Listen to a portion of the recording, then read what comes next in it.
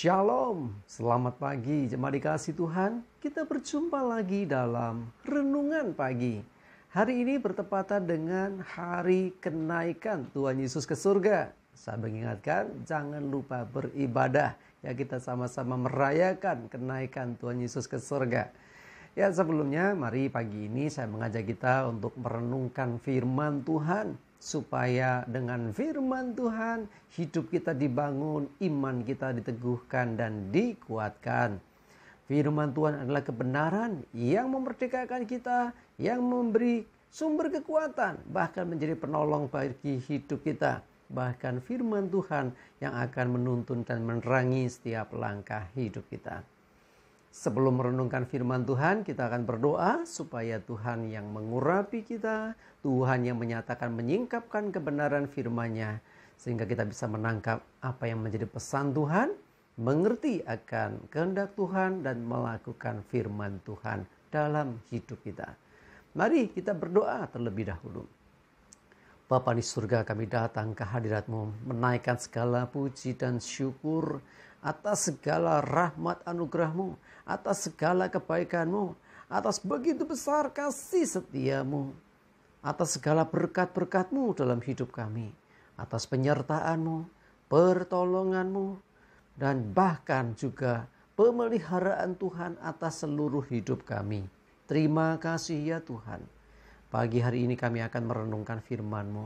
Mari Tuhan urapilah kami dan singkapkan kebenaran firman-Mu. Buat kami bisa menangkap dan mengerti serta menghidupinya, melakukannya di dalam hidup kami. Terima kasih ya Tuhan. Di dalam nama Tuhan Yesus kami bersyukur dan berdoa. Amin. Mari sama-sama buka Alkitab kita. Renungan pagi hari ini sampaikan dari Kisah Para Rasul 1 ayat 9 sampai 11. Saya bacakan. Sesudah ia mengatakan demikian, terangkatlah ia disaksikan oleh mereka dan awan menutupnya dari pandangan mereka. Ketika mereka sedang menatap ke langit waktu ia naik itu, tiba-tiba berdirilah dua orang yang berpakaian putih dekat mereka dan berkata kepada mereka, "Hai orang-orang Galilea, mengapakah kamu berdiri melihat ke langit? Yesus ini yang terangkat ke sorga meninggalkan kamu akan datang kembali dengan cara yang sama seperti kamu melihat dia naik ke sorga."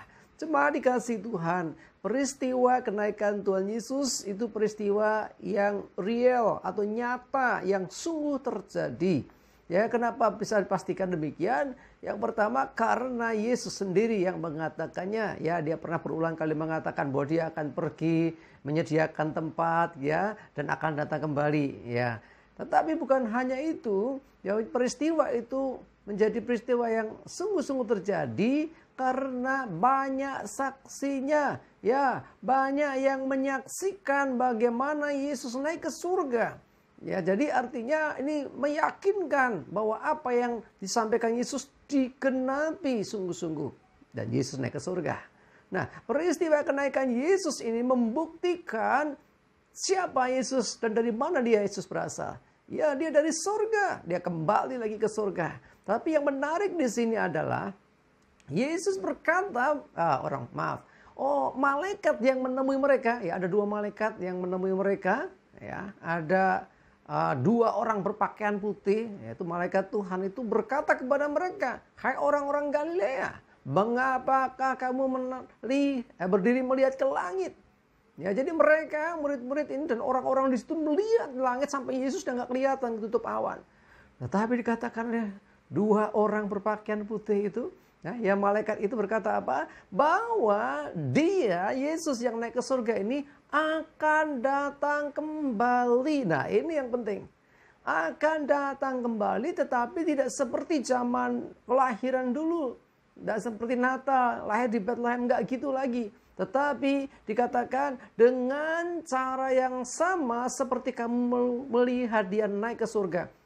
Jadi akan turun dari atas ke bawah. Bukan lahir lagi, itu nanti. Ya, dan ini Inilah salah satu nubuatan, salah satu janji Tuhan yang belum digenapi. Ya, pasti digenapi, semua janji Tuhan digenapi. Satu persatu apa yang difirmankan, termasuk yang berat, ya, yang besar tentang apa janji Mesias misalnya, janji tentang Yesus, bahkan perkataan Yesus sendiri, anak manusia akan menderita mati, dibangkit kembali hari ketiga, itu pun digenapi. Dan bahkan tentang dia akan naik ke surga itu juga digenapi.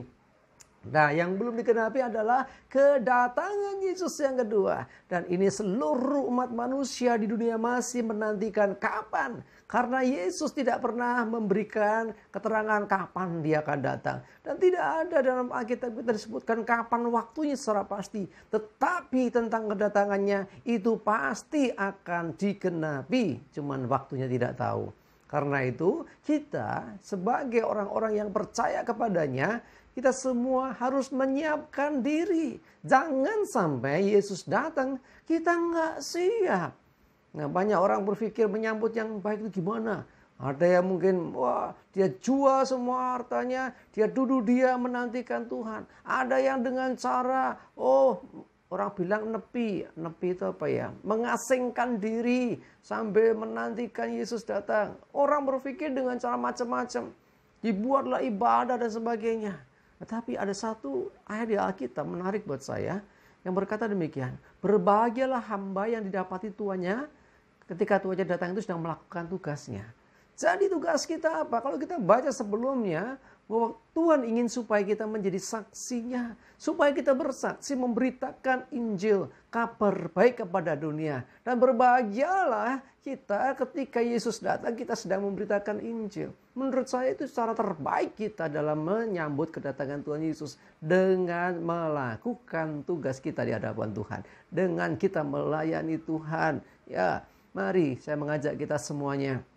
Yesus sudah naik ke surga. Artinya Yesus sudah menyelesaikan tugas di dunia. Sekarang tugas itu amanat agungnya diberikan kepada saudara dan saya. Kita yang harus melanjutkan untuk memberitakan kabar baik kepada dunia.